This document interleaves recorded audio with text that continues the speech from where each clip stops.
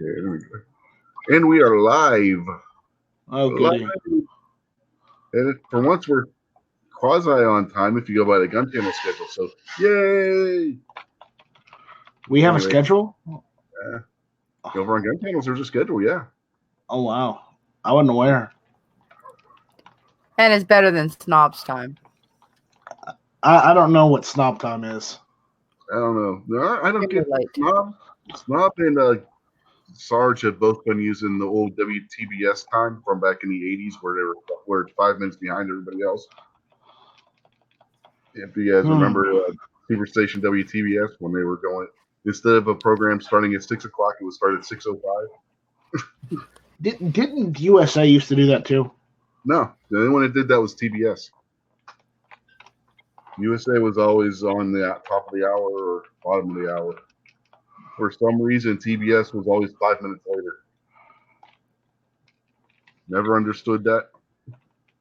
Well, I think they're on time now. Yeah, they do. Yeah, they're on time now.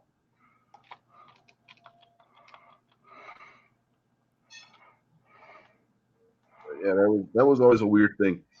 Anyway, welcome to This Week Unloaded.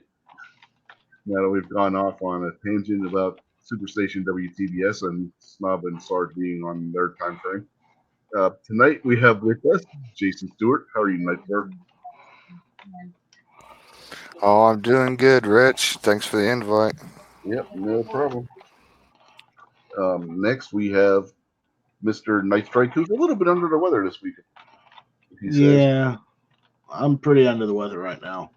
Yeah. I told him to take some medicine and go to bed, but he won't listen. I never listen to you. This should be apparent. Mm-hmm. And next we have Mystic Guns, aka Stacy. How are you tonight? Good. We'll see if I can talk without one of them barking. Been barking for the last 5 minutes. Don't count on it. Yeah, I know. Anyways, I'm doing good. How are you?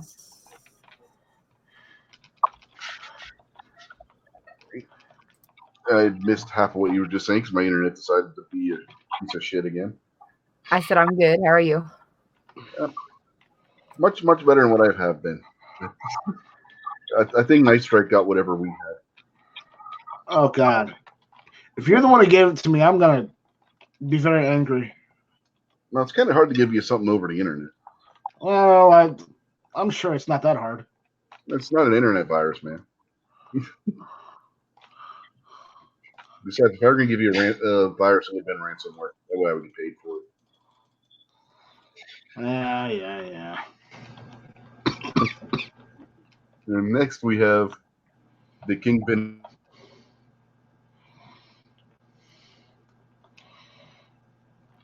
Rich is having connectivity issues. How's it going, Rich?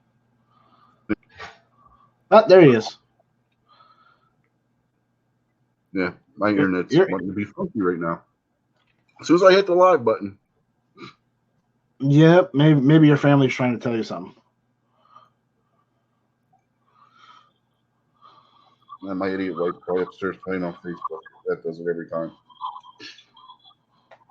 Tell her to use mobile.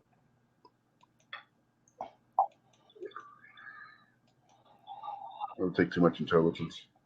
I mean, we got unlimited data, and she still uses the Wi-Fi in the house. So. I have to use my Wi-Fi because I live so much out in the country that my data does not work out here. I mean, it runs like it barely crawls. So I don't have a choice but to use Wi-Fi when I'm home. Of course, we lived at the other place. We had a tower not far from the house too. Didn't make a difference to the signal there or anything. Check something real quick here. No, I'm on the house internet. Okay, I was checking to see if it switched over to Xfinity's Wi-Fi because sometimes it'll do that on its own instead of being on our network. It'll switch over to that. I don't know why. You really should invest in a good network Ethernet cable. I had one somewhere. I don't know what the hell happened to it.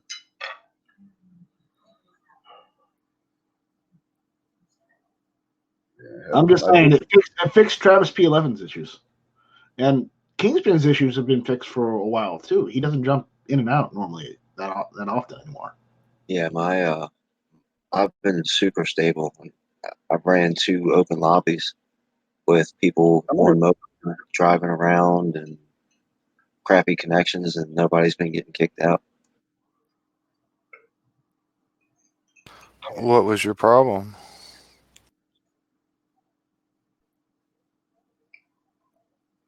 I have no idea. I mean, it was just super sensitive, I guess. I don't know.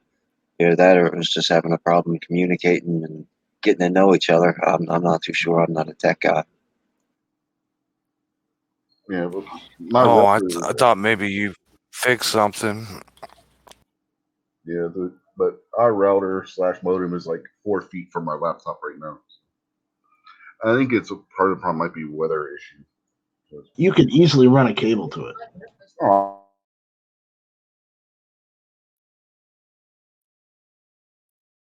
Yep. There he goes again. All right, folks. Thanks for coming out. Thanks for watching. We'll that see you cable next long week. enough right now. The worst part is every time it does that, I can still hear you. And the one time I couldn't hear you guys still was when Stacy was talking. Every other time it's done it, I can still hear you guys. You just can't hear me. Do we want to hear you? I don't know. I don't know either. Yeah. Anyway, I don't have a cable long enough to reach right now. The longest one I got is like 3 feet, and that won't work. No, you need like a 10 or 20-foot cable, which is easy to get. I did have a 50-foot cable. I don't know what happened to it. That'd be a little overkill. You don't need one that long, unless you were doing it. You're gonna run it all over the room or something. Yes. Well, I had it from when we lived down the other place. Oh. Yes.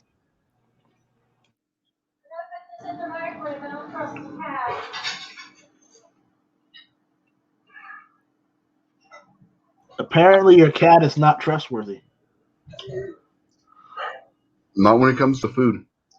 It's just she was another potatoes came out better than the meat is. How is the flavor? Fine. That's like trusting my dogs with food. Mm-hmm. You know how many times the kids have put their food on the table and walked away for a second, come back, their plate is completely gone. There's nothing on it. They're like, what happened to my food? And they're like, all right, which one did it?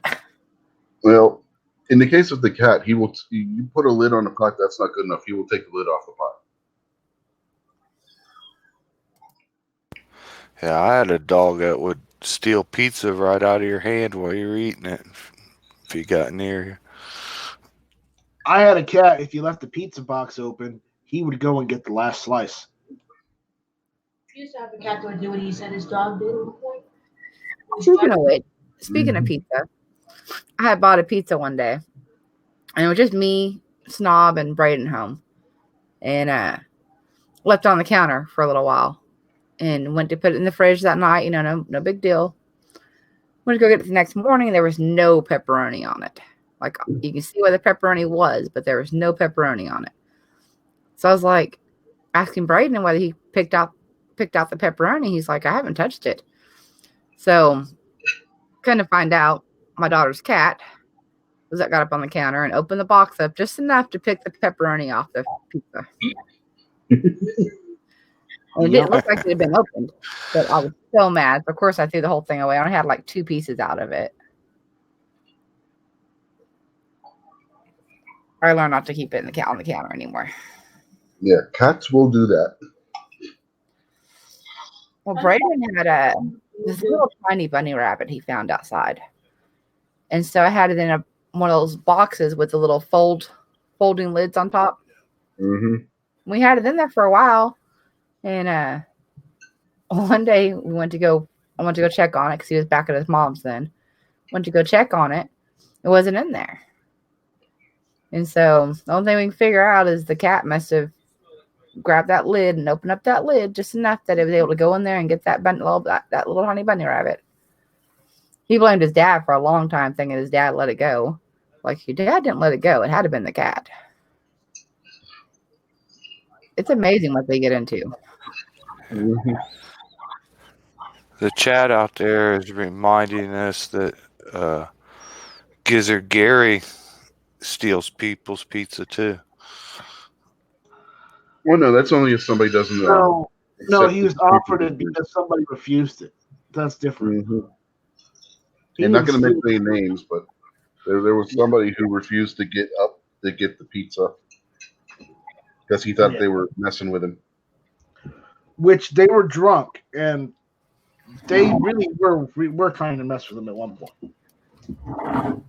Yeah, but we've all seen the video. They weren't at that point. They actually had pizza for you after they realized it was for you, and because of the way the delivery guy told them. At that point, it's so far gone it doesn't matter.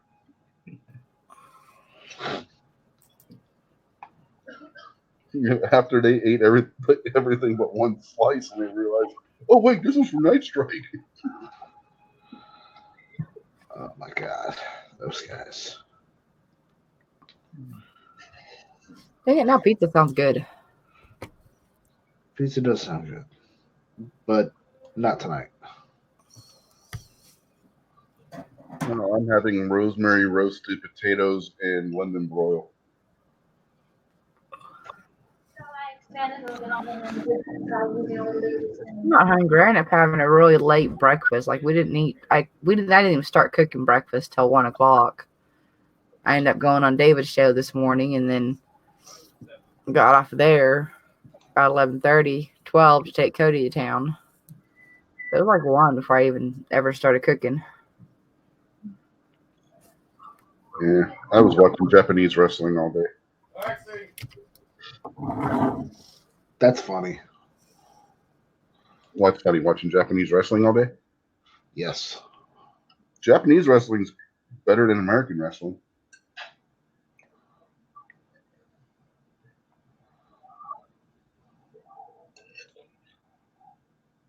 I still say it's funny. Okay. Do they speak English or is it like a real Japanese show? It's a real Japanese show, but they have English comment. No, they speak Japanese. It's New Japan Pro Wrestling. It was their big show that they do every year, their version of WrestleMania, and they did it for 2 days this year instead of 1.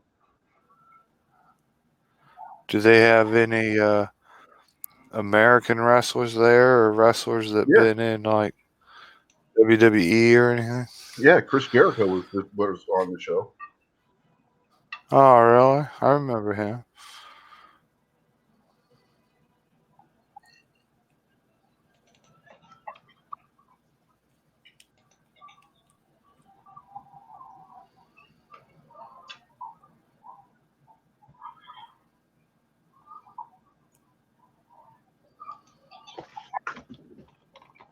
Yeah, they get guys over there wrestling from all over the world.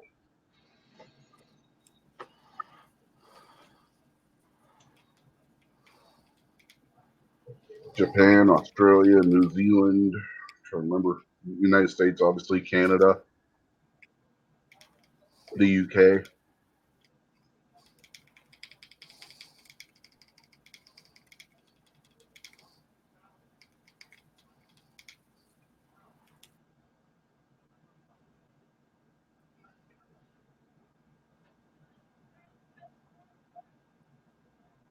Yeah, I might as well get those too. Moo is somebody? I don't know, Moo. Are you somebody? He says, I'm somebody? Question mark. Moo is somebody, but he didn't answer his email, so poor Moo.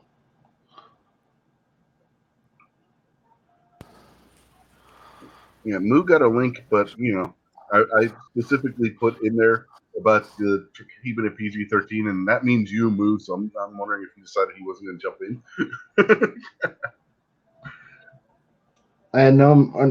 I did not know that Moo was afraid of PG-13. No, he might be afraid of getting having to go by the Seven Wonders 5-minute rule.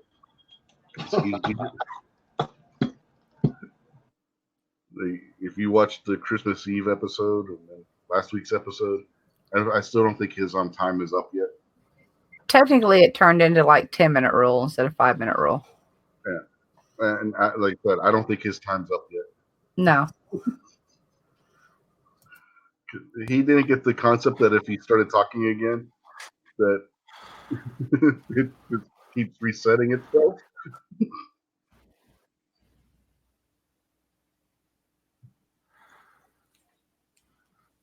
Out there in the chat, Gun Loving Grandpa says he took his SIG 320 to the range today. That's very nice. We're jealous. I'd like to get to the range. I would too. Yeah, we And don't there- have the weather for that right now. And there's the hidden joke. I have a backyard range. I'm just sick as a dog and can't leave the house. Yeah, I was going to say the same thing. I just have to walk out my door.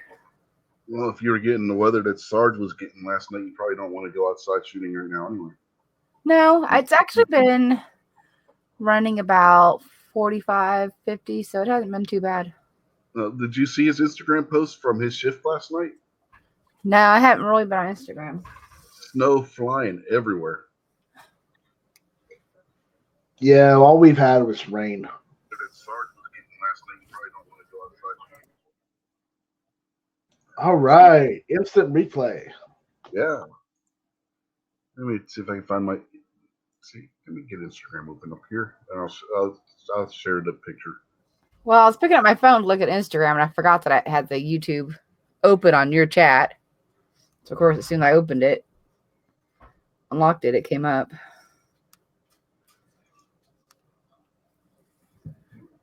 Back over here, screenshot, link, just for everybody out there to see. Yeah, this is the picture that Sarge took last night. Wow. That is a lot of snow. That's pretty cool. That's clearly through the windshield. Looks like the intro to Star Wars. Is that one of those high-speed pursuits that he was doing? Yeah, it looks like he just made the jump to light speed. Well, when you gotta remember on your camera phone when you're going down the road, you can't exactly adjust your camera settings. You know, a long, This is long what it time looked like ago while he was driving. in a North Carolina city far, far away.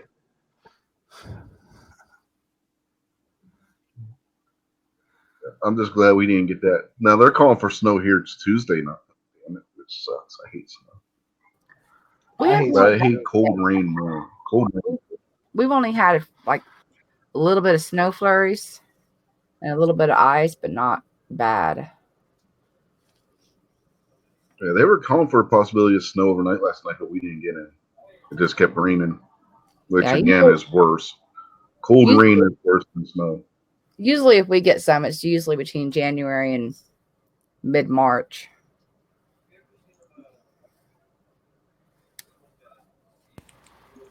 What we're having is a lot of rain during the day, and then it'll freeze over at night.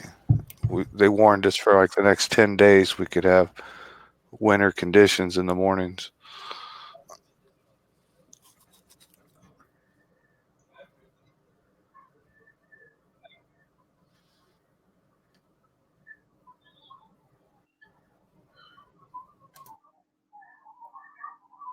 Kingpin, look, stick to your day job, man. Seriously. Seeing those Cal jokes, man, yeah, just stick to your day job. I'll be right back. Somebody's at the door. That's what my kids recall. You know, the every time Snob would tell a joke is those dad jokes.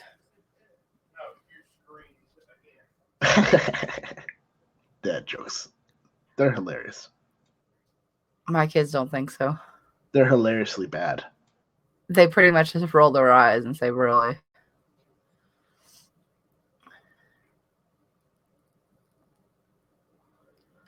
And then he says, "What? It was funny."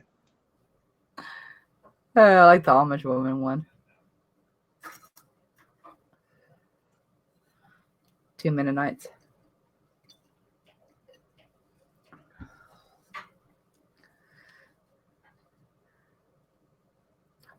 Didn't we do this on Rich's show not that long ago? A bunch of stupid jokes. Yeah. Yeah. Was that the Christmas Eve one? I don't remember. It wasn't that long ago. I honestly, I don't remember what all we talked about on the Christmas Eve show because we were talking about a bunch of nonsense. Yeah, pretty much. That was just nonsense all the way around. That was a pretty bad show. I've That been was tempted to that was go the back- show that Yeah, I've been Night Strike tempted to go left. back and watch it. Night Strike left early, and then the show itself drove me to drink, and then I got way more buzzed than I thought I did. I'm sorry I left early. Yeah, it was pretty bad. Well, after you left is when it really got crazy.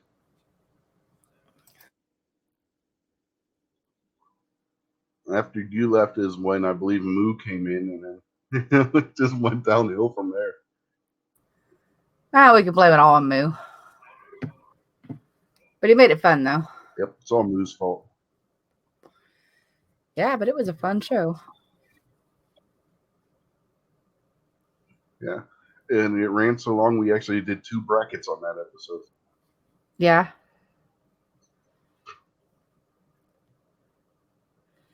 That's right, because We we did were one Christmas-related bracket, and Yeah, I missed the first bracket. what were you gonna say? I missed the first bracket because I was at his dad's. So I was only in the second bracket, part of the second bracket.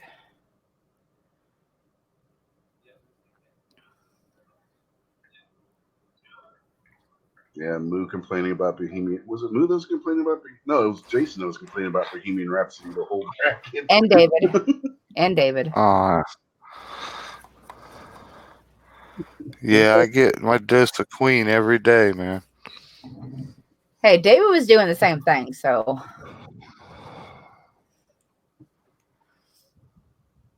He wasn't doing it on the level Jason was. Come on. What are we talking about now? No, Moo, you were on the second Bohemian bracket. Rhapsody. About how bad Queen music is. We can take the rest of the show to talk about how much Queen sucks. No. No, we're not Exactly. going to do that because it's not true. You can just sum it right. You summed it up already. Queen just sucks. No. He's got some really good No, songs. like I said, we can't do that because it's not true.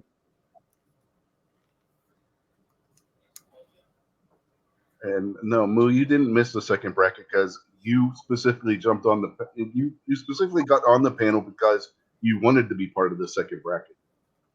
Yeah, even Snob remember was that on the much. bracket, doing the bracket. He was the second bracket. Mm-hmm. What was the second bracket? Was classic and hard rock songs from movie soundtracks. You need to do a like late 70s TV show, Hogan's Heroes type of era TV shows. Oh yeah. Hogan's Heroes was the '60s, man. Was it? I thought they played those in the 70s. Yeah. Oh, really? No, that was the '60s. That was the late '60s. Yeah. We'll do 60s. Sure. Okay. Well, I mean, Hogan's Heroes is going to win no matter what. But my point is, old classic shows like I don't that. know. There was a lot of good TV shows back then. There was a lot of good TV shows back then. That would be a hard one. Yeah. There you go. There's your homework for the week. I could just do the whole Me TV lineup and put it on a bracket. Yeah, that's kind of what I was getting at with the Hogan's Heroes era type of shows. Yeah.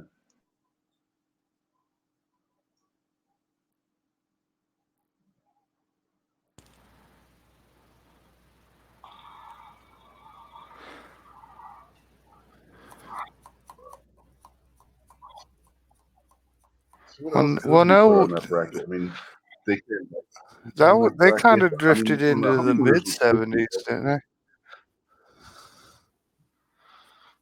I mean, if It it's was that big of a- reran in the '70s. I think the final season was '70 or '71, but primarily it was in the '60s. Oh, I thought it went brand new to like '75 or something when Bob Crane got murdered. No, it was off the year before he got murdered. They were talking about revamping it and bringing it back, but then he got murdered, so it never happened.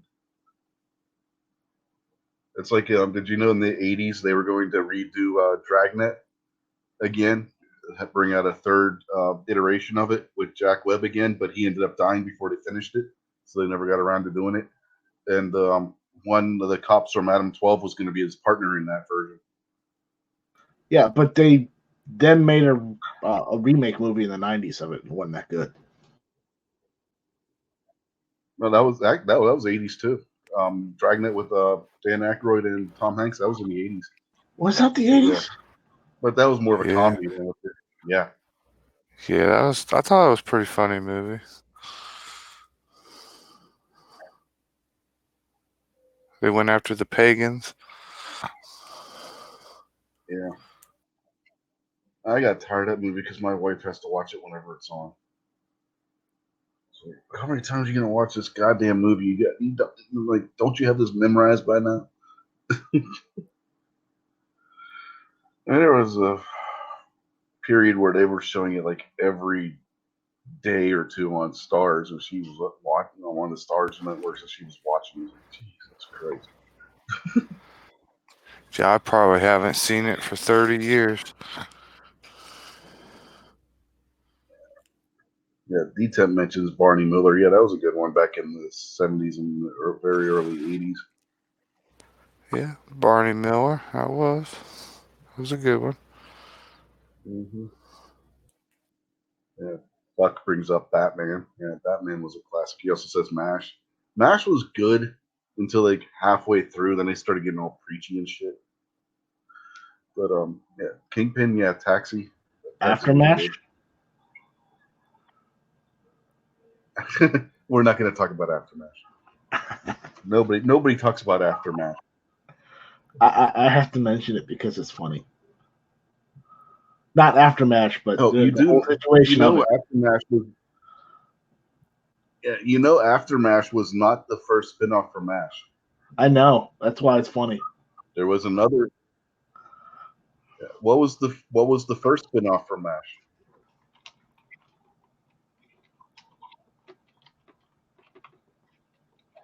I don't know. You tell me. I was gonna say Trapper China John Beach MD. too. What? Nope, it was Trapper John MD. What was the other one? It was well, Aftermath. Aftermath was the second spinoff. There were two spinoffs: Trapper John MD, and then Aftermath, which didn't last long because it wasn't very good. There was another one. Is there another one? Okay, what is it? Walter.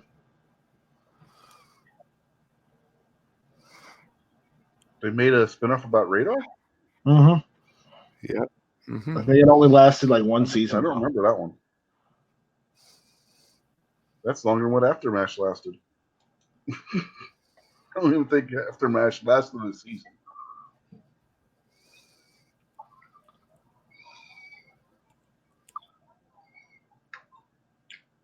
Yeah, the Trapper John MD was nothing like MASH. It wasn't like comedy or anything. It was a serious medical show.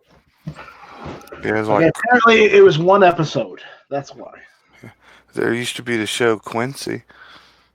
Ooh. Quincy. Yeah, Quincy was good too. That was on Jack Klugman. He was a medical examiner.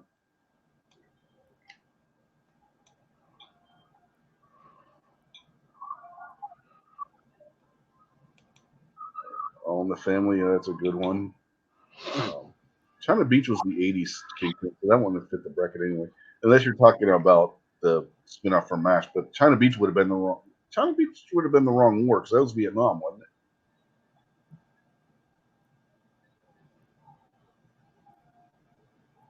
it? China Lake would be Vietnam, not beach. China Beach was a TV show set in Vietnam. It was medical crew.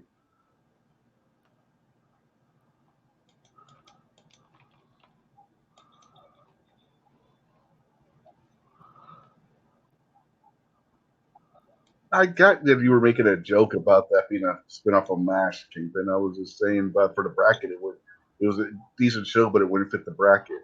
Gee, Monique. And you know, Kingpin, you don't have if you want to communicate with me, you're actually here on the panel. You can actually talk. You could say something, Kingpin. Yeah, but that wasn't part of the plan.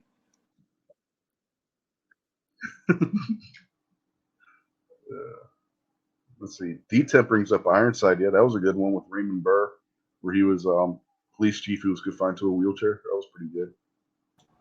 Yeah, I'm still show reruns of that on one of the channels. I forget which one. And I had to watch this There's on a YouTube, bunch of those channels that are like that. but there was Sledgehammer. That was good. Oh yeah, Sledgehammer. That Sledgehammer was funny. The first But again, episode. you know, that's First a little bit episode. before the. We've got the building evacuated, but there's a sniper up on the roof. And he's like, I'll handle this. Goes into his trunk, pulls out a law, shoots the building goes down. Problem solved. Mm-hmm. I think the best episode was the one where his 44 got stolen, and they gave him the 25 ACP, and he's shooting at the guy that's running away, and he's wondering, why am I missing? He looks down, the bullets are right there by his feet.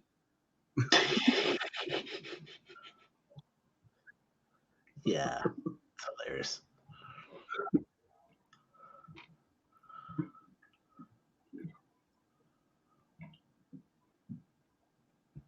Yeah, they listen to all kinds of good old TV shows. It doesn't really fit the era, but remember the TV show? I think it was called Hunter. Oh yeah, Yeah, Hunter was I good, love too. I love the With Fred reruns Wright, too, yeah. Hunter. That was Stephanie Kramer, his little partner there. Dee Dee. Yeah, Yeah, I love that show. yeah.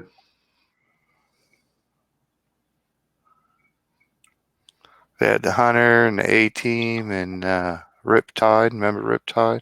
Knight Rider. Yeah, Knight Rider and all that. That was all on NBC around the Yep. same time period. Remington Steele.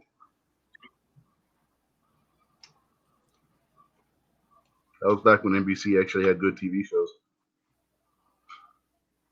I wouldn't Miami necessarily- Vice. Yeah, Buck brings up the Rockford Files. Yeah, and Buck mentions Rockford Files. Yeah, that was a good one with James Gardner playing a private investigator. Yeah, Night Stalker with the dad from Christmas Story, where he was a investigative reporter that would investigate like supernatural shit. Damn, Like bump his werewolves and stuff tongues. like that. It was Bumpuses! Don't get me on that rant again. Come on. There was a show that was only on for a year or two called Stingray. Back when the A-Team stuff was on, I liked that show too.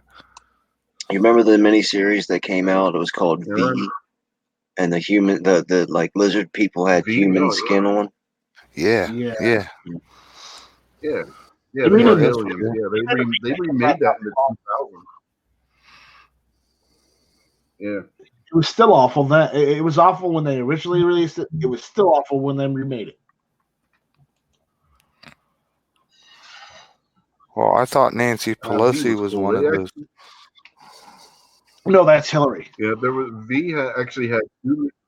There were actually two miniseries for V. Then they became a regular series for a couple of seasons as well.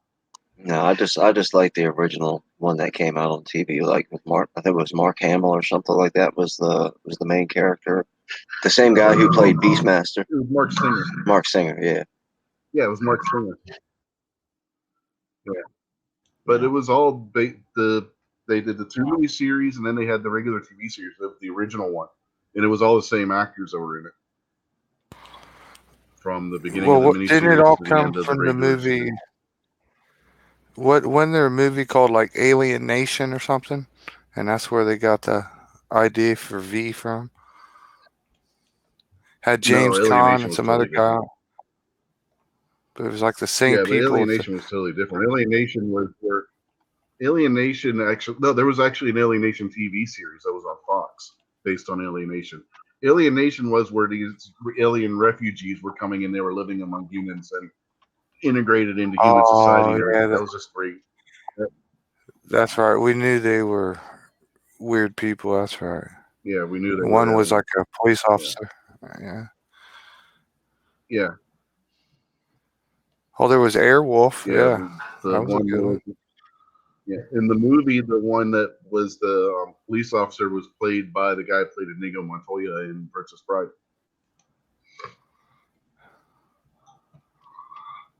Wearing lots of prosthetic makeup, obviously. You keep using that word. I don't think that means what you think it means. You remember the movie They Live? Roddy Piper. Yeah, Roddy Piper. Yep. One of his best Yep. movies. There's also what was it? What was it? Somebody Goes to Frogtown or something? What was the movie called with Hulk Hogan and that real big black dude that played Debo? Oh, Thunder something? no, it was what's that? I know what movie you're talking about. I'll look it up real quick. It's Yeah. Hell Comes to Frogtown. That's Yeah, what it was. the character was. Yeah, the guy, the Tom Tiny Lister was the guy, the big black dude in wrestling. In the movie, his character was Zeus, and then they had him wrestling in WWF at the time as Zeus, as not as himself, but as his character Yeah, from the it's movie. No Holds Barred's the name of the movie. Yeah, that's it. Yeah. All right, this is a pretty decent And the lineup. guy that Let he me. worked for, Oh, I'm sorry, Rich. Go ahead. I was gonna say, and in the movie, the guy he worked for was the one that played Woody on Psych. You know, the crazy medical examiner. If you've ever seen Psych. Let me run this one through the panel. I want everybody's opinion on the Masters of the Universe movie with Dolph Lundgren. Go, Rich.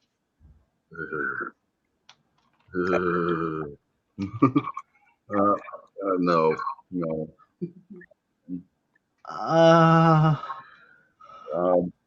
I don't. Was he in that one? I don't think he was. Yeah, he was He-Man.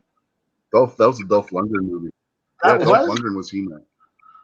I don't remember him being He-Man. Yeah, and Franklin Jelen played Skeletor. Yeah, Franklin Jelen played Skeletor in that. Yeah. Under Okay. all the mask, under all that makeup. I still have it on VHS and DVD. That's all I'm gonna say. Jason? I might not have seen that one. What about you, Mystic? Count yourself lucky. 1 second, I'm watching the trailer. I never seen it.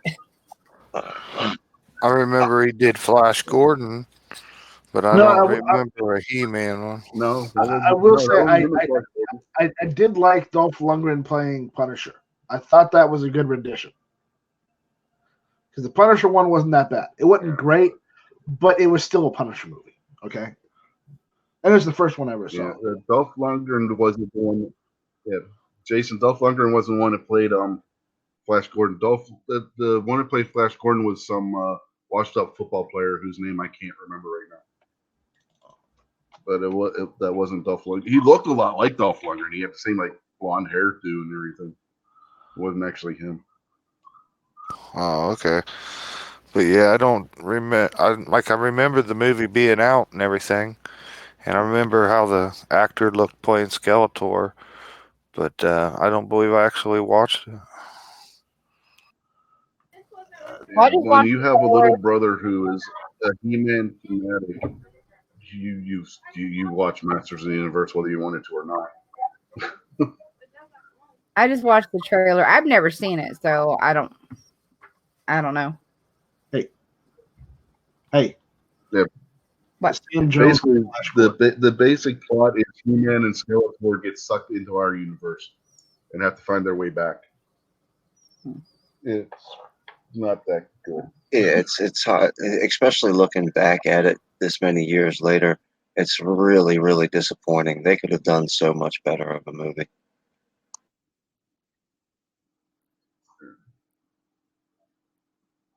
It's all Rich's fault. How's it my fault? You brought I didn't it make up. the damn movie. That's why. No, I didn't. Brought it up and made us No, I think didn't. about Kingpin brought it up. No. Kingpin brought up Masters of the Universe. I had nothing to do with that. And you ran with it. So, It wasn't my there we choice. go. No. It's Kingpin's fault. If you're gonna blame anybody, it's Kingpin's fault.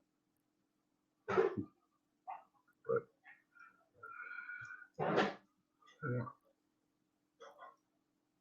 Now, if we want to talk about good movies from the '80s, the original Bill and Ted's Excellent Adventure was good. That was fun. Yeah, that was a good one. We actually watched that in school, of all places. I like to pump up the volume. Never saw that one. Christian Slater has a pirate radio, and he does a pirate radio broadcast, and then the government's after him and all this kind of stuff. It's pretty good. Oh, I remember that show. I didn't remember the name of it though, but I remember that.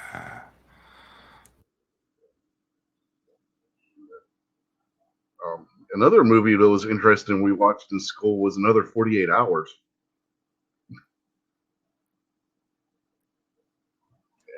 I remember we were in elementary school and it was movie day, and some genius decided to put on the Bad News Bears.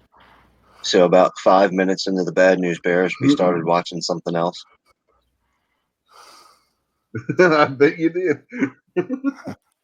Now, when I was in third grade, second or third grade, we watched Empire Strikes Back in school.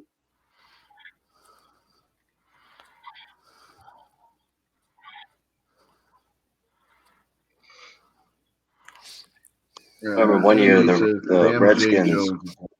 One year the Redskins won the Super Bowl. The day we came back after the game that Monday, pretty much the whole school shut down and let each class play the Super Bowl.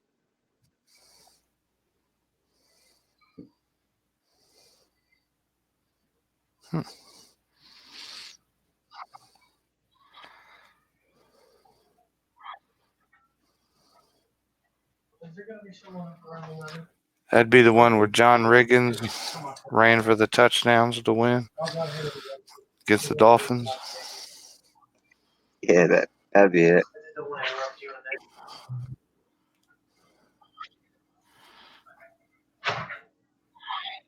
I remember watching that and House of Wax. That was a good one. I was a little kid. Yeah, House of Wax. Sorry, good. Yeah, Vincent Price movie. Yeah, that was a remake. There was the first one was Mystery of the Wax Museum or something like that, and Fay Wray was in the part of the one that was the female lead in the original. From King Kong. I've watched all the old horror movies at some point. But yeah. You ever seen the movie Vincent Price one Who's was Harry a remake, Crumb? though. Yeah, that's a good one. Yeah, with John Cleese. Yeah. By the way, in House of Wax, the Vincent Price one, the one that gets turned into the Marie Antoinette recreation, that was Morticia Addams from the Addams Family TV show. There's a little trivia for you. What about Clash of the Greta Titans? Thunberg? Yeah, I remember Clash of the Titans, Rich? Clash of the Titans, the original or the remake? Oh, come on, man. Stupid remake. I'm talking about the original, of course. Yeah, the original was awesome. It was one of the last movies that Ray Harryhausen worked on. Doing all that stop motion puppetry that they did for it. Did you ever see the King Kong version of it was basically claymation, and it was effectively just a large silverback gorilla. I don't know, it was like 1928 or something it came out. That's You talking about the original King Kong? Yeah, I don't know if it's the original, but I know it's one of the originals. Yeah, where he was fighting like a male lion instead of some make believe creatures. Yeah. It was just a giant silverback gorilla versus regular jungle creatures. Mm-hmm. And then there was Mighty Joe Young, the original Mighty Joe Young, not that stupid remake.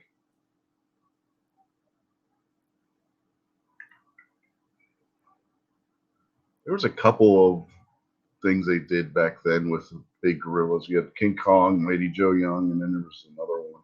I don't remember what the name of it was. Should we recognize a moment of silence for Harambe? No. No. Yeah. Harambe Getting is back to Clash of the Titans. Yeah, getting back to Clash of the Titans, A&A mentions the mechanical owl. Yeah, Bobo. The mechanical version of Bobo, Athena's owl. At No, one you point in can't sing time in in my that, life, Bobo. at one point in time in my life, that was one of my nicknames. Why did you look like a mechanical owl? No, this is a family show. I can't necessarily get into why that name came about. Okay.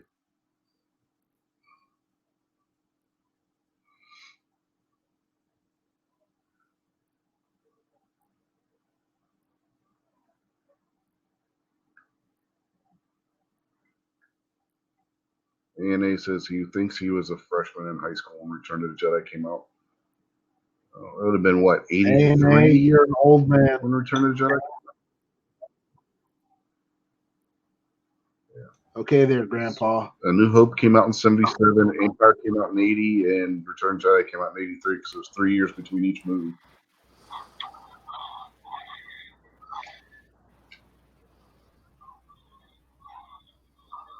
Now, I will give you guys this, going back to Flash Gordon. That damn theme song has to be the worst song Queen ever fucking did. Oops.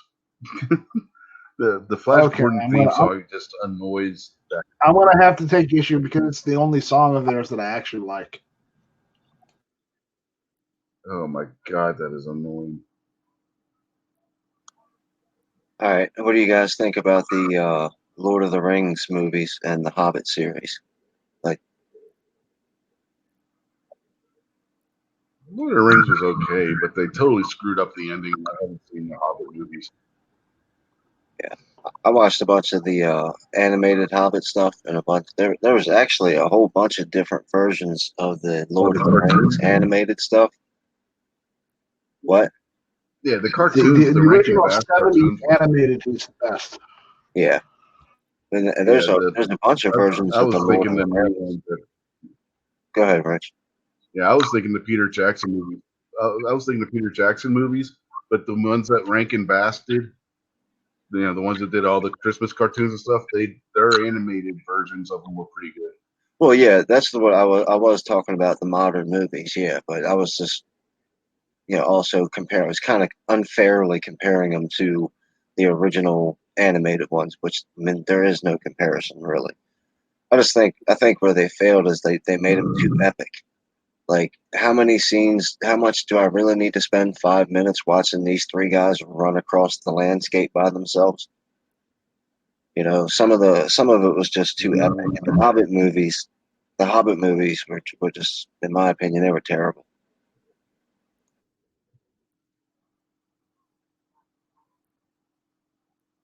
And when you look at the whole Lord of the Rings, which J.R.R. Tolkien actually considered to be one book, just split up into volumes, with the first volume being The Hobbit. My favorite part of it is The Hobbit. I mean, the book itself. I've read all 4 books, or volumes, if you will, because the Hobbit was the prelude, right? And then you had the actual Lord of the Rings itself. But Well, and they were written the properly. Hobbit was my favorite one. They were written properly. Yeah. They built into each other, and all the story flowed naturally together. Not like some of this nonsense today where it's Yeah. all Tarantino-esque. The middle of the book is the end, and the end is the Yeah. start, and the first page is second, third page, and It's the Fellowship Here's of the Ring, the Two Towers, and then Return of the King. Hobbit came first, then it came. Well, first was The Hobbit. Here's a trivia question for you guys. Why did Tolkien write the Hobbit and the Lord of the Rings? because there wasn't enough fantasy. PTSD from World War One. No. No. It was a bet. There was a bet between him and with C.S. Lewis about who could write the better Christian allegory. Tolkien wrote the Hobbit and Lord of the Rings. C.S. Lewis wrote the Narnia series. They both were working at Oxford at the time and were the best of friends, and they challenged each other to see who could write the best series of fantasy novels, essentially. Well, they would both have they some both kind of wrote, Christian wrote allegory great to it. fantasy novels. I'll give them that. The Lion, the Witch, and the Wardrobe series movies or whatever were terrible as well. Just to go Yeah. on the record. They were terrible, but movies the weren't books were very much good. better. The books were good. Yeah. And then years later, you had the person who wrote the Golden Compass and the series that was a part of as the atheist answer to those other two previous series. So there you go, as Rick would say. And the movie was still awful.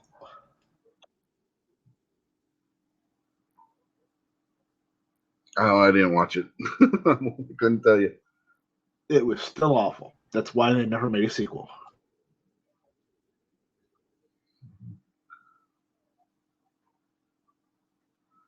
D-Temp wants to know if anybody ever read the Silmarillion. I never pronounced that right. I hope The I got it right. Silmarillion. It's the prequel. I read it once. Yeah, I read that once a long time ago. That's like, if I remember right, that's the prequel that tells about how Middle-earth came about and everything Exactly. to lead into what happened in the Lord of the Rings and everything. Then you had Lost Tales, which were short stories that Tolkien had written and that his son had edited and released after his death. So if you haven't, which again, it's just a bunch of little short stories where you see some of the recurring characters, not major characters, but like, you know, oh, what the hell's his name? Oh well, you read the book, you'll find out. I can't remember the one character's name. I had it on the tip of my tongue, and then it just went poof. You know.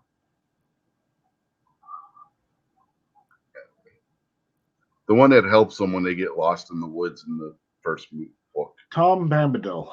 You know, yes, him. Yeah, he had his own book. Or at least half of the book. There was. Yeah, in the Lost Tales, there's a short story about him and that he's in cool. So. Yep. There's more to him than what meets the eye, for sure. And they cut him out of the Lord of the Rings movies, which was bad. Yeah. Well, look what they did to the ending. They completely just ruined the ending completely. Because we can't have people leave the movie theater depressed over what actually happened to Hobbiton. Right. And all that shit. The Shire. You know. Let's not tell everybody what actually happened. Let's just make a good ending. Yes, the original ending. Let's just have Frodo leave and go to the elf place so he doesn't die.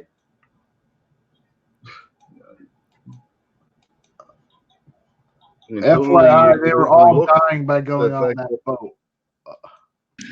See, that kind of makes me think of the movie Donnie Brasco. Because you watch Donnie Brasco and you're like, man, that's a really cool movie.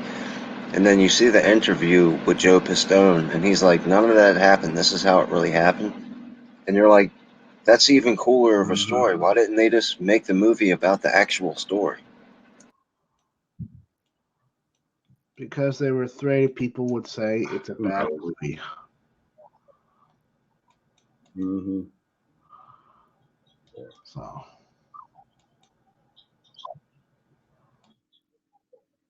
And for those of you who don't know the actual ending to the Lord of the Rings, don't go by what the movie has. Read the book or books or volumes, however you want to look at it.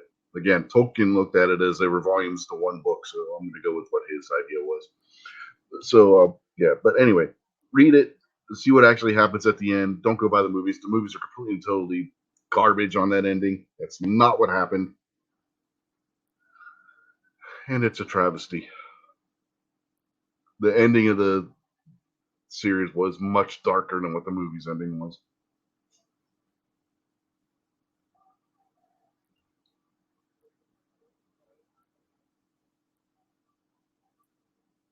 Yeah. A&A says they gave some of Tom Bombadil's lines to Treebeard in the movie. Yeah, not surprising.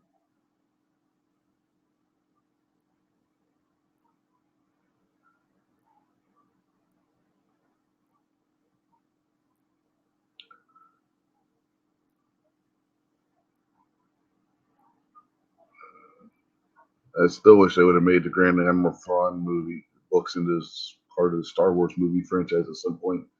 That was ready made. All they had to do was film it. Nope. We get the trilogy that we got instead.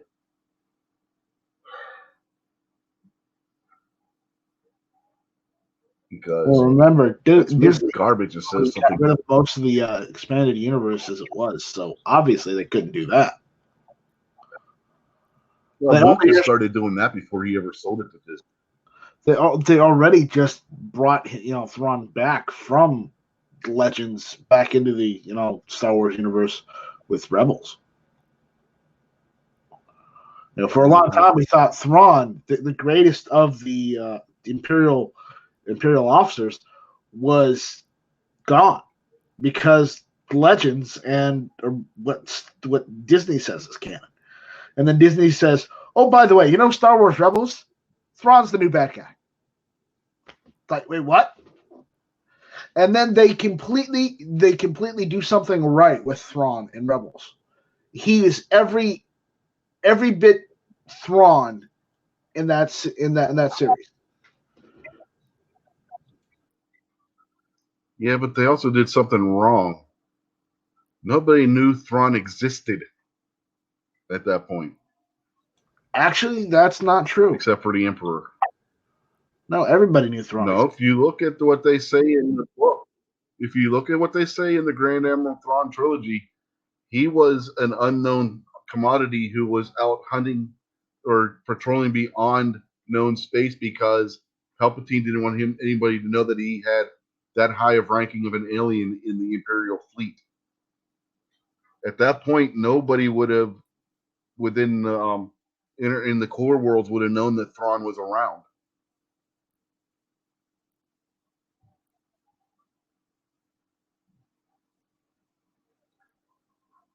And technically speaking, Thrawn would have outranked Tarkin. Actually, Grand Admirals don't outrank. Which I don't think they did. Oh yeah, they did. The Grand Admirals outranked the Moff. A Moff was just a planetary governor. The Grand Admiral controlled much more territory than what a Moff did or a Grand Moff. A Grand Moff was a sector governor. Okay, Grand Moff was the Grand Admiral would control multiple sectors. Governor. Yep. Anyway, you look at it, Moff was a planetary governor. Grand Moff controlled a couple of planets. Anyway, you look at it, the Grand Admirals controlled multiple sectors. They were outranked Grand Moffs, or they. So in that series, and then there should have outranked Tarkin, and he did. Which the Grand Generals, if you want to get technical, they may have been the Army version, but they were just as important and had just as much power as the Grand Admiral. If you want to get technical, actually, the generals were subservient to the Admiral, not the Grand General. The generals in this series, if you go back to the movies and everything, and what was written, the naval officers always outrank the army officers. What are If you you had a talking Grand about? Admiral and a Grand General, the Grand Admiral was the higher ranking of the two. Actually, Grand Admiral was on Because equal the footing. Navy. What are you guys talking about? A normal general would have been outranked. Star Wars. Star Wars? Yeah. Can you guys hear me? The expanded universe. Yeah. Okay, so you're talking about Star Wars, right? Yeah. Okay, that's all I needed to know. Go back to what you were doing. I just didn't know what you guys were arguing about. Well, I think we pretty much are done with that now anyway. What else we have to talk about?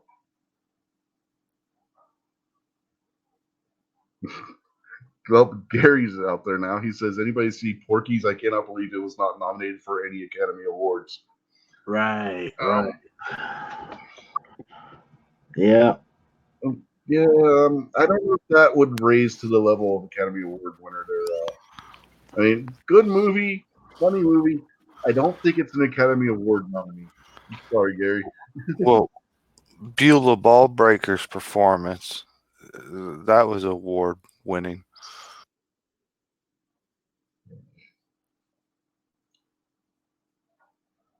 Uh-huh.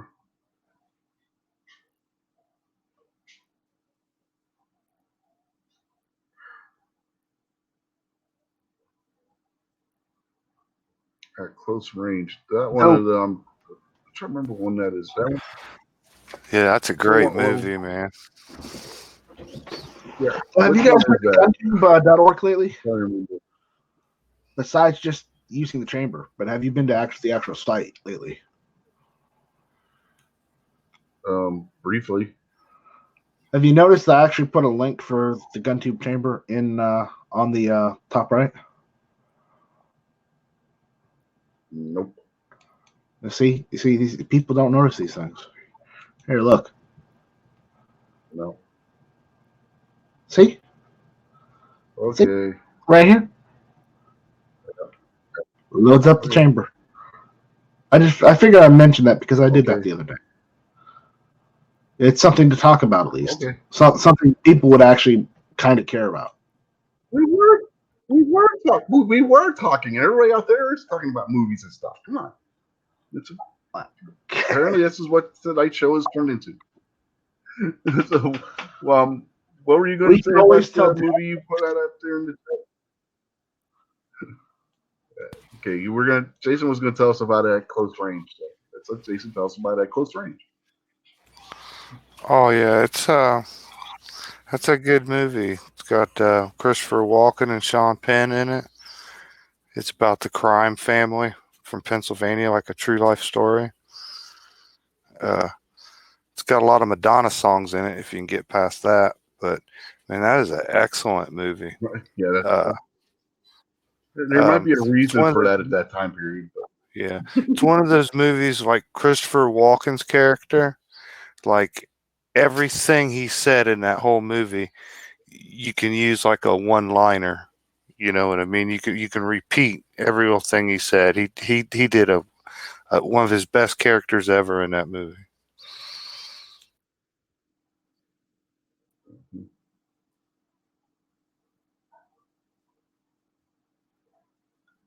And Vanessa brings up History of the World Part 1. Yeah, that is one of Mel Brooks' funniest movies, but it's underrated because a lot of people haven't seen it.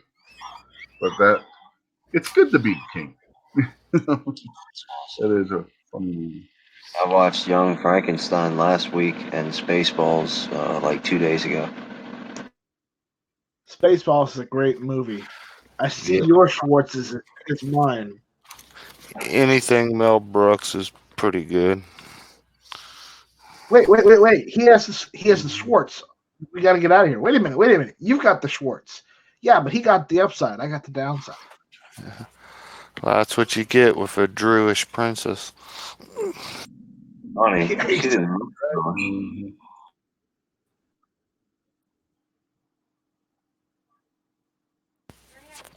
What'd you say? I couldn't hear you. I said funny. She didn't look Druish. Oh yeah. Mhm.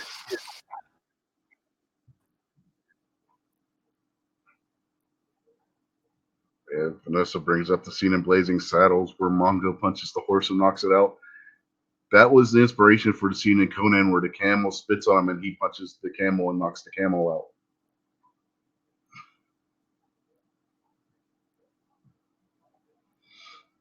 And anybody remembers that from Conan the Barbarian? Him and his buddy, that was it Chinese, Asian, whatever he was.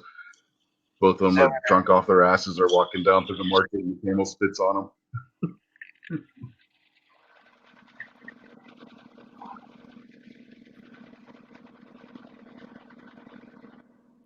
Is Grace Jones still alive? I don't know. I have no idea.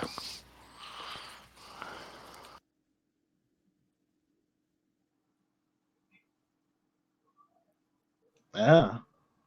But she was in Conan the Destroyer, not Conan the Barbarian. Yeah.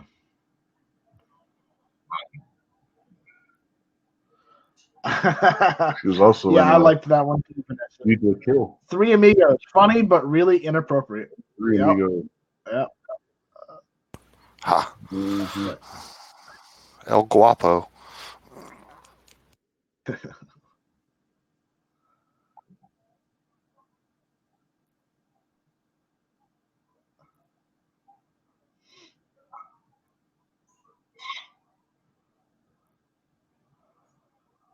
That's another good Mel Brooks movie. No, Robin Hood, Men in Tights. That was hilarious. I love that one. Mm-hmm.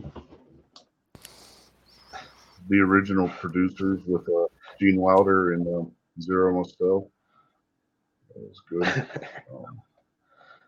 The remake wasn't that bad, but it wasn't as good as the original. High Anxiety doesn't get as much credit as it should, but it's pretty good Oh too. yeah, High Anxiety is awesome. Yeah, Yeah, I was about ready to mention that. High Anxiety is just awesome. Here's your paper. Silent movie. Here's your paper. Silent movie. Yeah. Recreating the Psycho scene. Here's your paper. Here's your...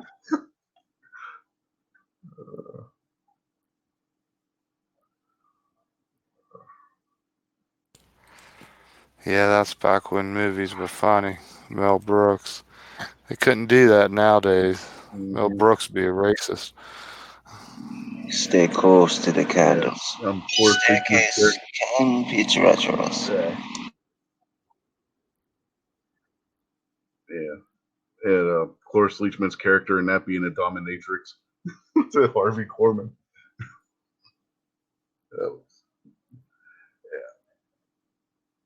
She probably is in real life. She wasn't acting.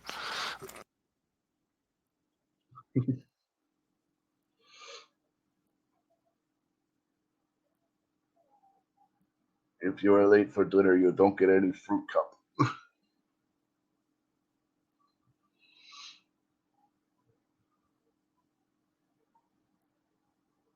And then Harvey Korman comes in and he's like, 2 seconds late and she snatches his fruit cup away from him.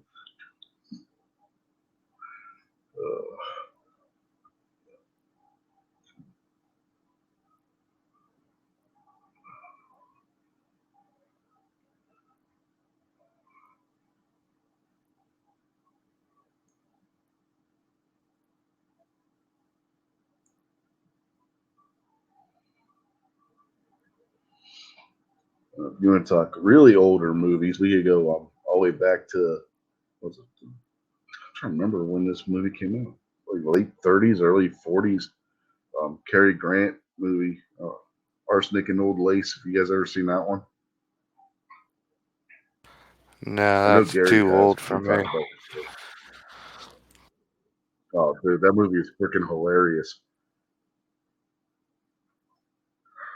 I'm not going to spoil anything by saying this, but Cary Grant goes to visit his aunts as he's waiting for his newlywed wife who lived next door to go pack her things so they can go on their honeymoon, and finds out that his aunts are serial killers. They are poisoning people with arsenic and I think a little bit of arsenic and cyanide that they were putting in their mulberry wine and killing off the people who were coming to live as boarders for them because they were old and lonely. It is freaking hilarious.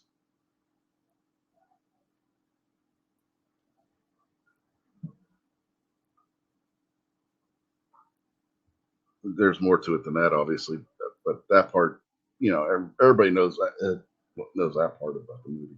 But it's that word, it wasn't a spoiler. But yeah, if you haven't seen Arsenic and Old Lace, you really should see that movie. It is freaking hilarious. Oh yeah, His Girl Friday. That's another one that Gary just brought up. That, and then there's a remake too of that stars who was it? Walter Matthau and Jack Lemmon, which is just as good. They're both those movies are freaking hilarious. What was the name? The front page, I think, was the remake with that had Walter Matthau and Jack Lemmon in it.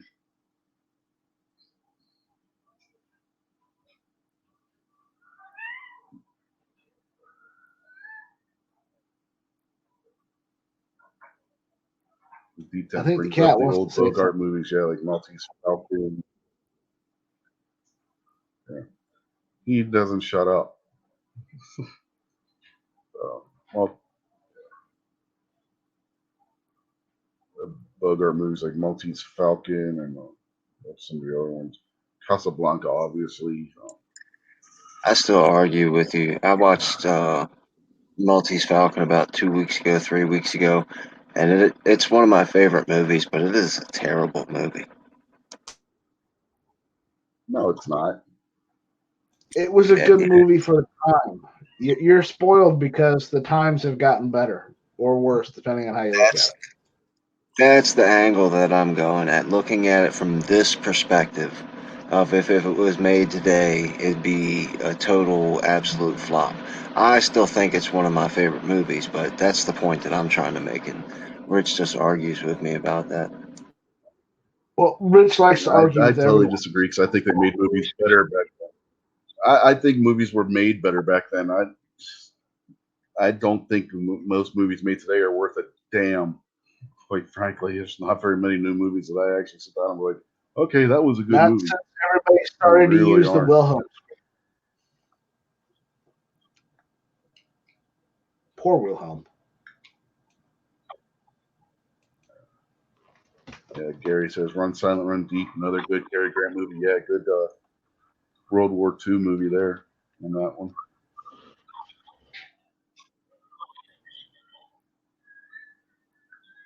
And now the cats are fighting again.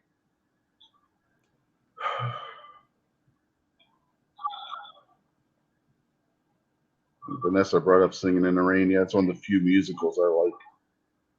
There are many musicals I like. That's one of them.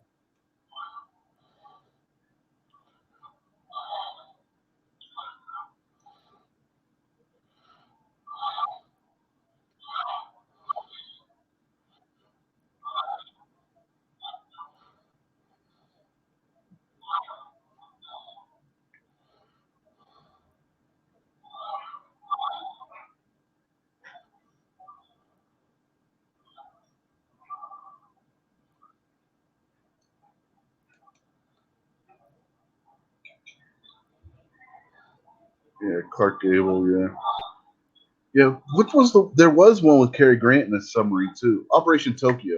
Was that it? The one with Gary? Operation Tokyo. Was that the one with Cary Grant? See, if he were I in always like here, Treasure he's got to Island. only if he were in here to communicate this way. Destination Tokyo. That's what. That's the Cary Grant one. Destination Tokyo, where they had to sneak into Tokyo and put the guys on the shore to get the. Yeah.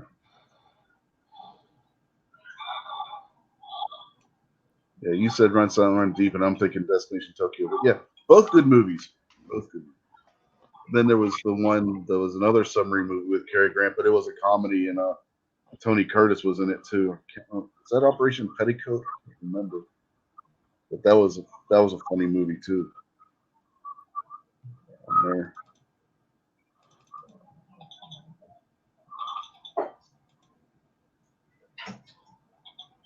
cabin room, he would try to hump it.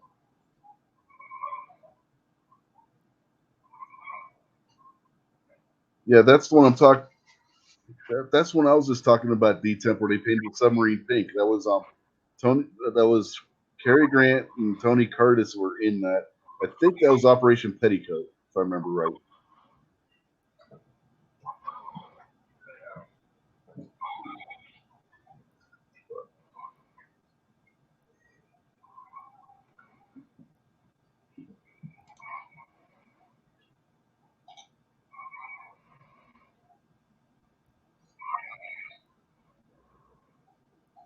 I don't think the people in the chat like old movies or something because they all got quiet. Well, that happens.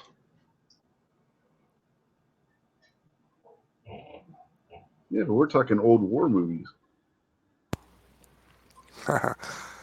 Vanessa Kitty says down Periscope.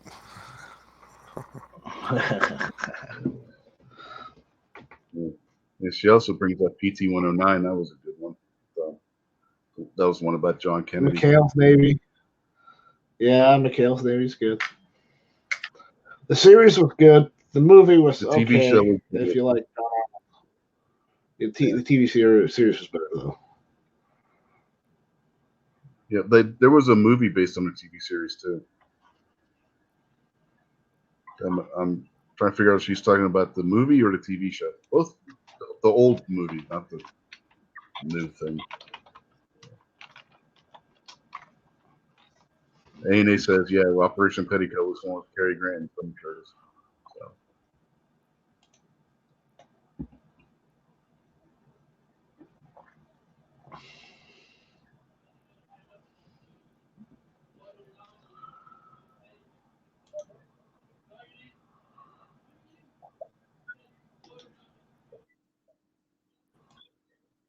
I grew up watching these old movies with my grandfather. So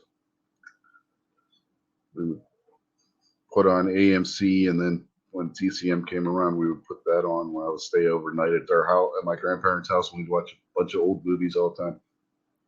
Now, my grandmother, on the other hand, we'd stay up all night and we'd watch stuff like Friday the 13th. My grandmother, I don't know how I got my grandmother to watching like Friday the 13th and The Return of the Living Dead 2, I think it was. Movies you don't expect to walk into some old lady's house and see them watching, you know. Yeah, my grandmother actually, what was it we watched? Jason Takes Manhattan. My grandmother was actually getting into that movie. Of all things, Friday the 13th, Jason Takes Manhattan. All right, I think I'm gonna take your advice and go back to sleep. Yep, you do that. I'm starting to feel it now, so I'll see you guys later. Take it easy. Night. See you later, man. Yeah. Take some I medicine and go feel to bed. better. I'm going to. Good night. Later.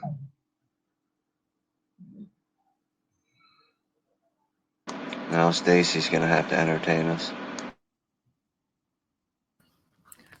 Well, I was just now thinking of a movie, and I had to look it up because I couldn't remember if that was the name of it. But remember the old airplane movies with Leslie Nelson? Yeah, those were great. Those were Yeah, listen, hilarious.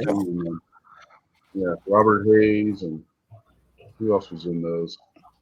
Kareem Julie Abdul-Jabbar. Haggerty. Who else? Yeah, she was the stewardess. The guy Peter from Graves. Mission Impossible. What the hell's his name? Yeah, Peter Graves. Yeah, I was just I was trying to think of that movie. I was like, those movies were awesome. Mrs. Cleaver from Leave It to Barbara Beaver was Billingsley. in it. Yeah, Barbara Billingsley talking jive to the black dudes. Yeah. That was one of the funniest scenes in the movie. Now I want to watch them. Now that I forgot all about that movie. And then the newer ones, they ended up being on the space shuttle. Remember that one? They had like Airplane 1 and 2, and then I think like 3 was the space shuttle to the moon. No, that was the second one. That was Airplane 2. Oh, was it? And Police Academy. I don't know Yeah, when Police that was Academy one. came out. William Shatner was. Police Academies were awesome movies. Mm-hmm. Yeah, Police Academy, Revenge of the Nerds. Yeah. Yeah. Naked Gun movies and the Pals of Police Squad. Yeah, Naked Guns. Yeah. Those were just as good as Airplane. That was based on the Naked Gun movies were based on a short-lived TV series called Police Squad, and that starred Leslie Nielsen. Yeah, Frank Drebin. Yep. That show didn't last long, but they decided to turn it into movies in the 80s, and it became a big hit.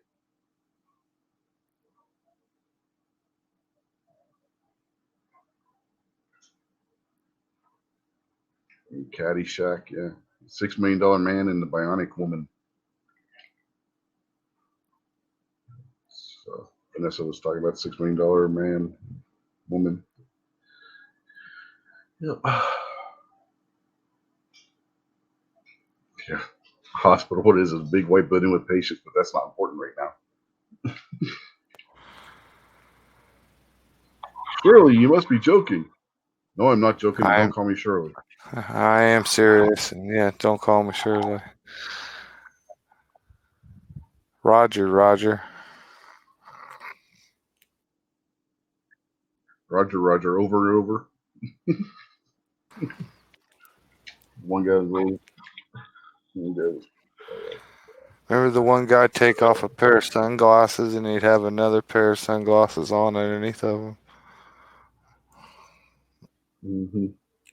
Lloyd Bridges like shooting up in the middle, right there in the middle of the control room. Yeah. I picked the wrong week to quit heroin or whatever. Yeah.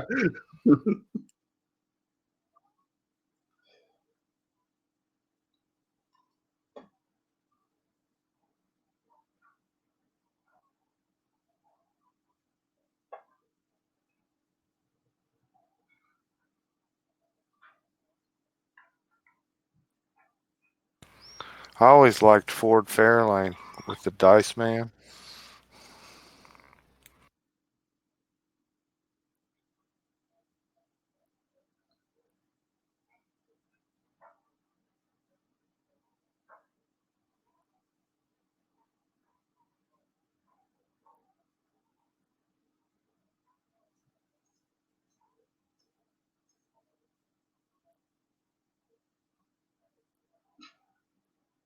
Yeah, A&A says that was Robert Stack, and he said I picked the wrong week to quit sniffing glue. That's a possibility. Another one. Speaking of Robert Stack, 1941. Anyone? Where he was the general with all hell's breaking loose around him in the small town in California. All he wants to do is go watch Dumbo. Uh-huh. And Warren Oates being the crazy colonel out there in the middle of nowhere at the airstrip. The Japanese kidnapped Slim Pickens and had him on a submarine. Yeah, and they're trying to get him to. He swallowed something, so they're trying to get him to go to the toilet. He He's like, swallowed I can't go the if anybody's secret. watching me. He swallowed the secret decoder ring that was in the box of Cracker Jacks. Yeah, that's what it was. And they're trying to get him to go to the toilet. He's like, I can't go if everybody's watching me. And he gets out of there, and yeah, that was. And then Christopher Lee was the German officer on the Japanese boat. Finally gets fed up with all of them.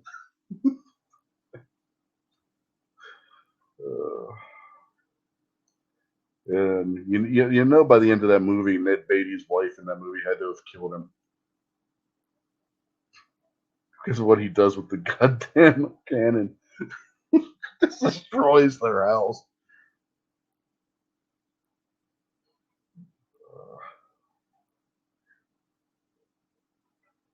And then the Ferris wheel. Let's not forget the Ferris wheel.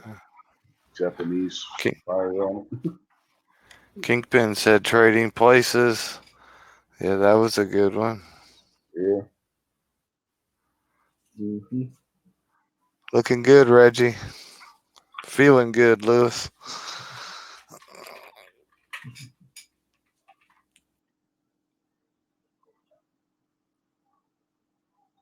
Animal House. That was a good one.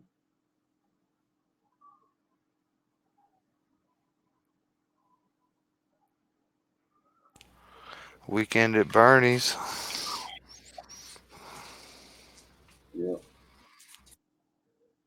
D-Temp says heavy metal. Yeah, I think D-Temp must not have watched the Christmas Eve episode. We had 2 songs from the heavy metal soundtrack on the soundtrack bracket.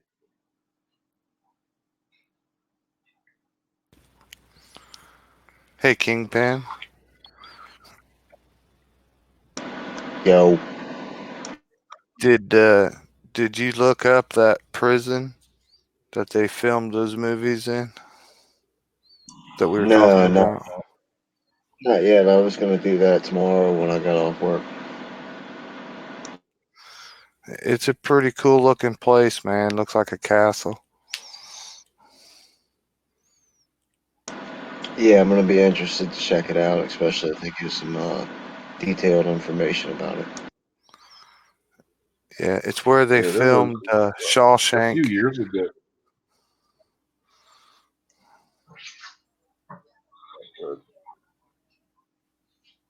Yeah. You done? Or yeah, is that all you were gonna say? Sure, you don't want me to put the. Yeah. Yeah, we were talking about a prison here. Yeah. They filmed Shawshank Redemption there, and they filmed Tango and Cash there. So the Old Mansfield prison in Ohio. It's a pretty cool place. Oh, yeah, that You place can is still go there. Yeah, that place is creepy. That place is creepy as hell. Yeah, I just looked It up. really it. is. It's That place pretty is cool. creepy. Yeah, it's haunted. It's haunted. Yeah. You can.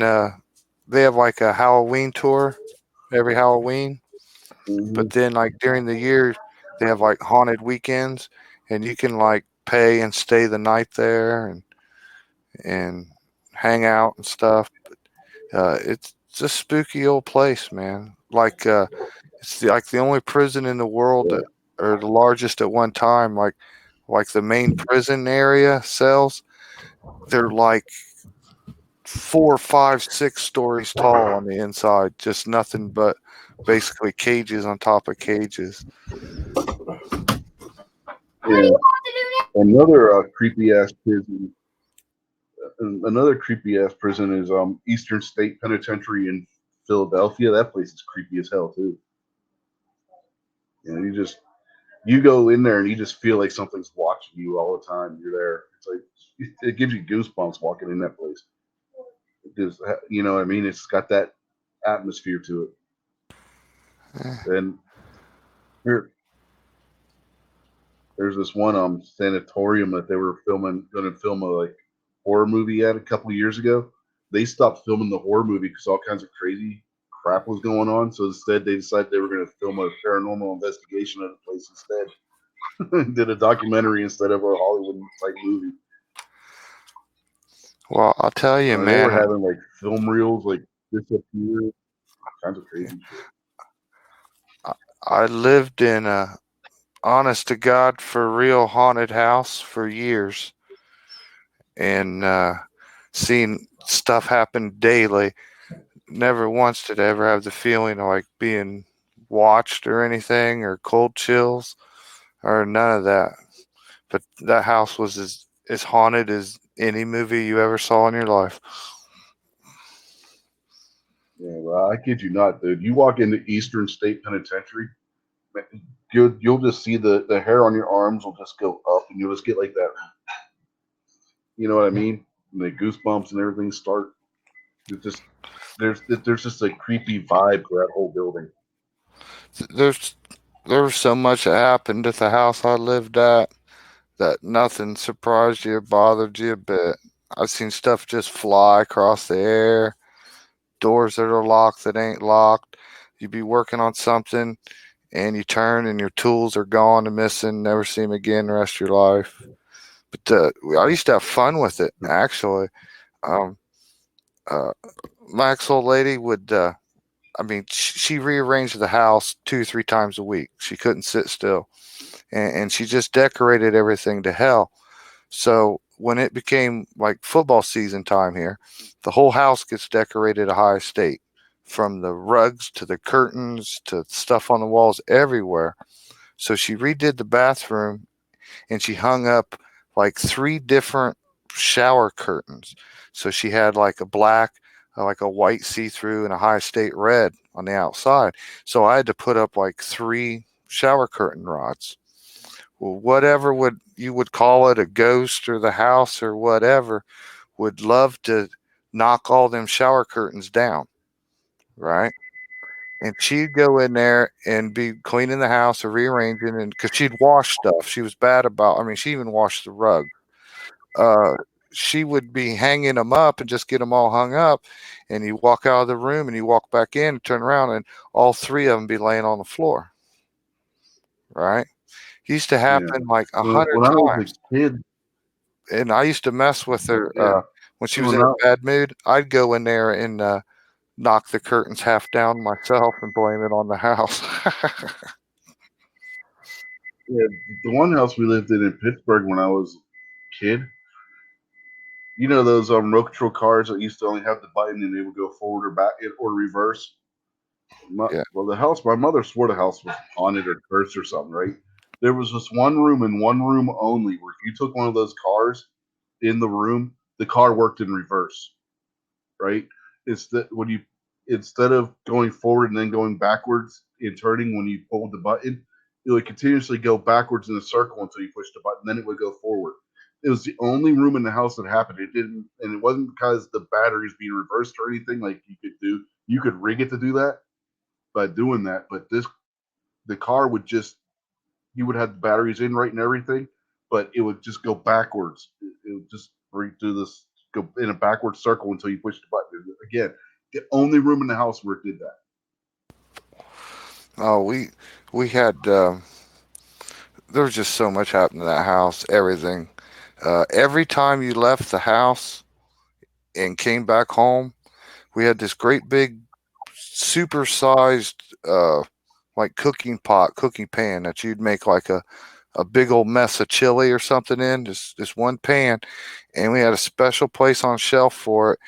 And every time you'd leave the house and come home, that pan would be sitting dead center in the middle of the kitchen floor, upside down, like 10 days in a row. Every time you left the house, every time you come home, the pan would be sitting right there. The hairbrush. By the way, I used to get the hairbrush. You'd be like brushing your hair, and something just knocked the hairbrush clean out your hand, send it flying through the doorway into the other room, and it'd freak you out, but it would hurt when it was in your hair, you know what I mean? But you could feel something smack your hand and knock the hairbrush right out of your hand all the time.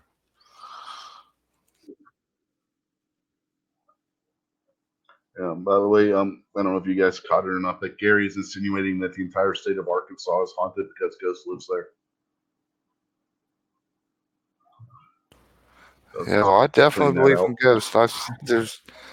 Everything from doorknobs locking on you and messing with you. I was telling you, the shower curtains, she'd get mad when they kept falling down, and she'd actually just holler out in the air and say, "Would you quit? Leave me alone. I'm trying to do something." And they'd stay up for a while. But like I said, I'd go in there and get mad at her and take them down and sneak back into the living room like I never went in there, cause her more work. But we were testing it one day, and she went in there, and I was standing there watching, and she got everything hung up and everything was great. We walked out of the doorway and then turned around and walked back in real fast, and only half of them were falling down.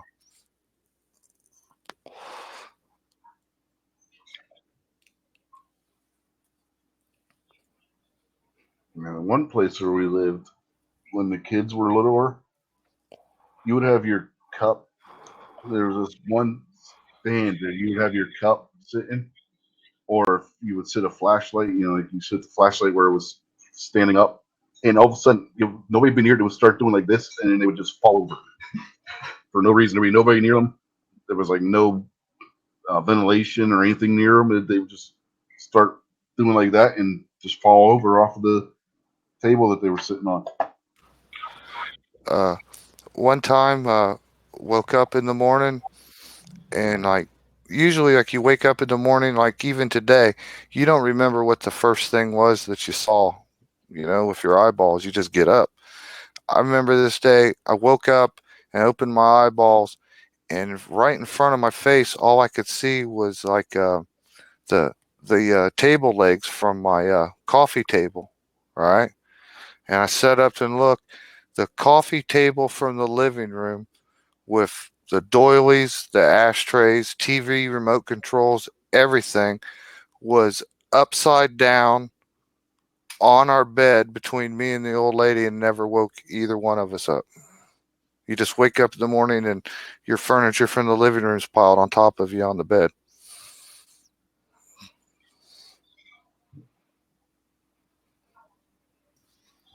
Quick question. What were you gonna say? It's like, how do you open your eyeballs? Well, you open your eyes, you see something. I'm sorry, I just had to do that. But that house was a trip, and it really didn't bother us when stuff first started happening. I was all like kind of cool, man. Like, hey, man, I like having a haunted house. But a bunch of stuff happened. I mean, not just one ghost story. I mean, like there's 365 days a year, so you got like 365 ghost stories a year. Constantly stuff happened there. But that we didn't move because of the house being haunted at all. We ended up moving because we got a letter that said a convicted child molester was going to be moving in next door. So that's what made me leave.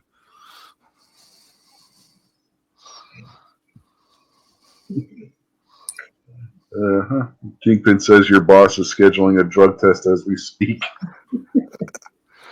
Nah, he knows. Everybody knows.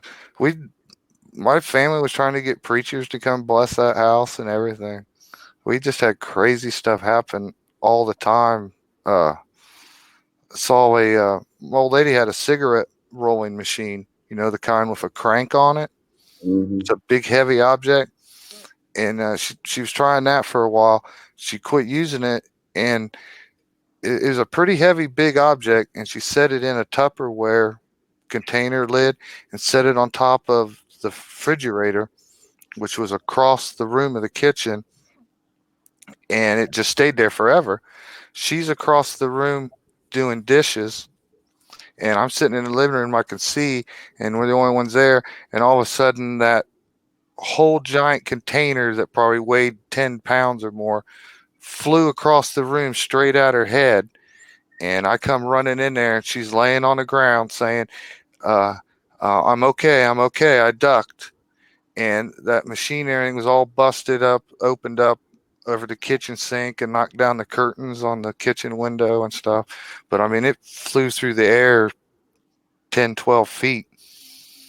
And a lot of times, like if we were talking or standing up or something, I seen books and other stuff just fly down to the floor. We had one book sat in the living room on a stand, just like for looks, just trying to look sophisticated or whatever. It's a real nice, expensive book that she complained about how much it cost. It flew to the ground by itself so hard one time that it ripped the binding and everything out of it. She got all mad about it, but yeah, easily haunted. I mean, there's no other way. Never heard no voices, never heard no demons messing with us, never felt cold chills or freaky or any of that, but you just lived with it. Stuff moved around, stuff come up missing. You just kind of dealt with it.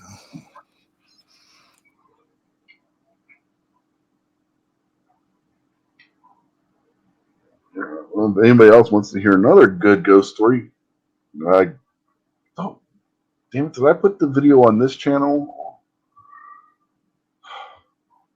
I don't remember if I put the video on this channel or if it's just on my other channel, but you know, it's the introduction video. It was the introduction video I had to do for communications class when I was in school, and tell a ghost story about what happened to me and a friend of mine when we were walking through a park one day.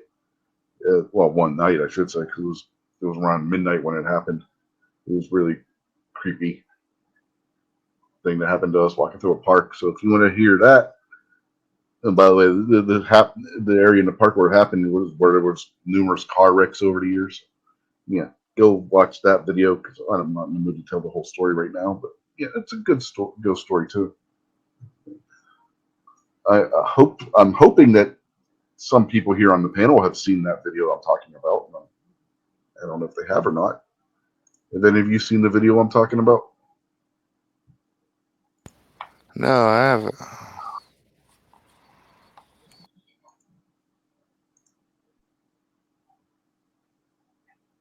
Kingpin, Stacy, have either of you seen the video? Which one? You make The video? the introduction video I did back when I was in school. No. I honestly didn't even know you made videos. I knew you had one video out of you shooting your shockwave, but I didn't know you really made a bunch of videos. Do you got a bunch of videos out? I got a couple of videos. Yeah, I didn't see that one. Yeah, that's on my other channel, so not on this one.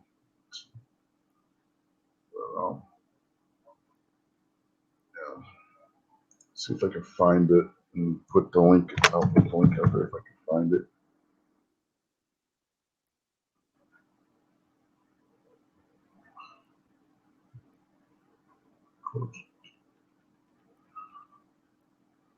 Of course, search my name, and I'm not the only one that comes up. Of course. There's more than one rich white guy?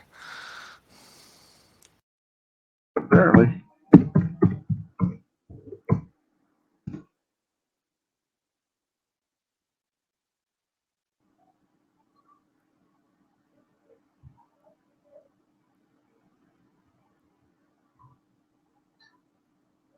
Hey, there I am.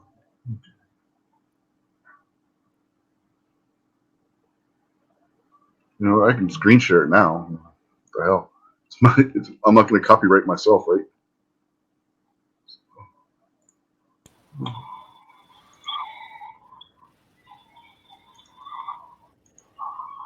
All right. My screen sharing, you guys seeing this? Yeah. There we go. Can you hear it? I'm Richard White, and welcome to my backyard in West Virginia. The story I have today is something that happened to me and my friend Carlos as we were walking through Riverview Park in my hometown of Pittsburgh, Pennsylvania. Road we were walking on through this park has this big horseshoe type thing. There's one blind spot where as you're walking towards the bend, you can't see. Now, as we're walking towards this spot, a car comes driving up from behind us, and all of a sudden it turns its lights out. Now, at this place, we know that me and Carlos both grew up in Pittsburgh would have been the gang territory, and so from the point here, we know that when a car is driving up behind you, it turns its lights out, something bad is possibly going to happen to you. So we're both struck with fear at this point because we're worried we're going to get shot. To be perfectly honest. Now, but luckily for us, this car just keeps on going by, and then it goes around and disappears into that blind spot. Now, this car was very loud. At this point, once it got to the blind spot, we didn't hear it anymore. So we thought that it was stopped waiting for us. So we're consciously walking around this bend, and when we get there, the car isn't there. Now, as you can see, it's this time of year there as well. And as you can see through trees when the leaves are gone. And that's the way it was with this road. You could see once it went around the bend, the lower part of the road. And that car never went by. It just vanished. And it freaked us out even more. Now, some people might ask if this could be considered a life-changing experience. But when you factor in the fact that the car disappeared, and there was no trace of it. And then the stories from this road and the fact that there were numerous wrecks at that fortune turn before they built the guardrail that was there at this time makes you wonder if there is something out there that can't be explained, and it starts to affect you where you start believing, not necessarily maybe in ghosts, but could have been something demonic, could have been something angelic, or something else altogether. So in that aspect, I would definitely put this as a life-changing experience, because while I can't put myself as a firm believer in spirits and ghosts, because I can't seem to rectify it with scripture, but it still adds that into the back of your mind that maybe there is something out there that cannot be explained. Thank you. You just barely managed me. What had to record? Anyway, yeah, that was the whole video. That's cool. How long ago did that happen? That would have been 93, if I'm right? 1993 when that happened. That was a while back.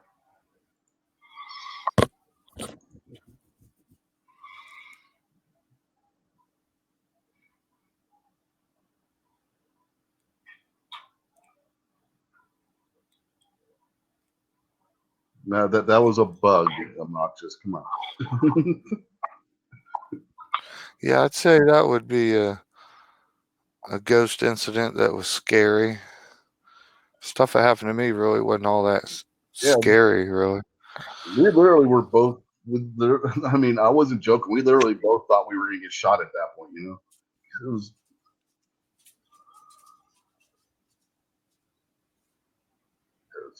You know, a car just doesn't drive up behind somebody and turn their headlights off. You know.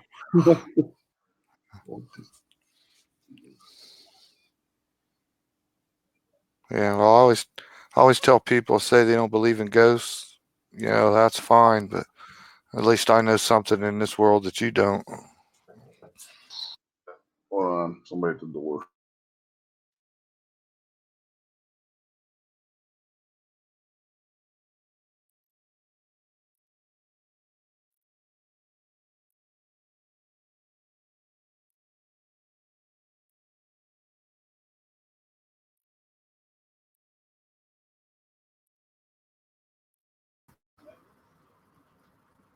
Everybody's too quiet.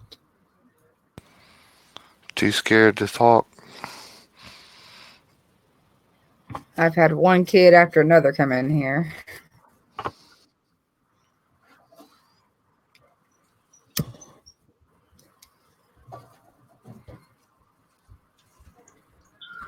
Yeah, I was quiet because I was getting the door.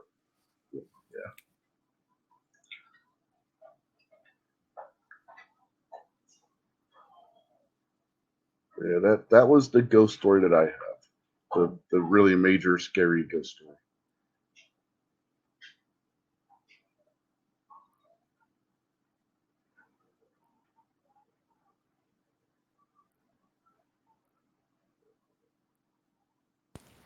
We have quite a few houses in town here that have just always been rumored to be haunted. I mean, the same rumors for 50 years. The house I lived in, we tried to research it and see if there was anything, you know, maybe bad that happened there. I couldn't ever find anything.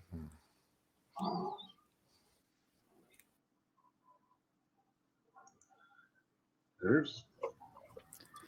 Whoa! What? On an off-topic, I'm actually shocked Midnight's actually already sending out links. Oh hell, yeah, he is. I guess it's time to start closing this down, then. It's early for him. That's our cue to skidoo. So, it's Kingpin. You got anything you want to plug? Now that we talked about movies and ghost stories all night. Interesting topic for a gun channel, right? Movies and ghost stories. Whoosh. Next week it's Ghost Guns. No, those don't exist. Yeah, okay, yeah, ghosts are real, but ghost guns don't exist. I forgot. Unless it's a ghost who has a gun. then it's a ghost gun, but it's not a ghost gun. See the difference? Yeah. Like if you watch Arizona Ghost Riders, when Bill Brazelton shows up on Santee's videos, he has a ghost gun because he's a ghost.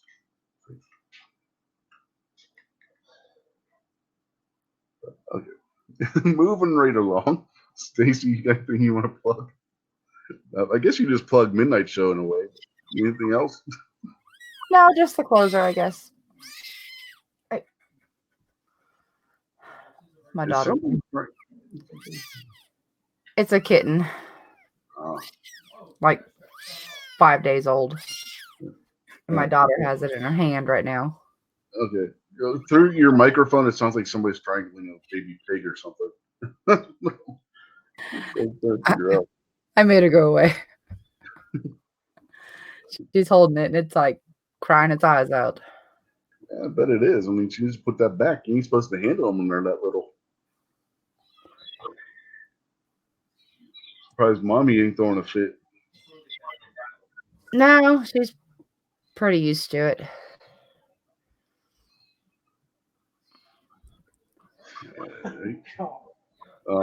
Jason, anything you want to plug? No, just Rich White Show, Unloaded Media, Sundays at sometimes 8:30. Thanks for the invite. God bless America.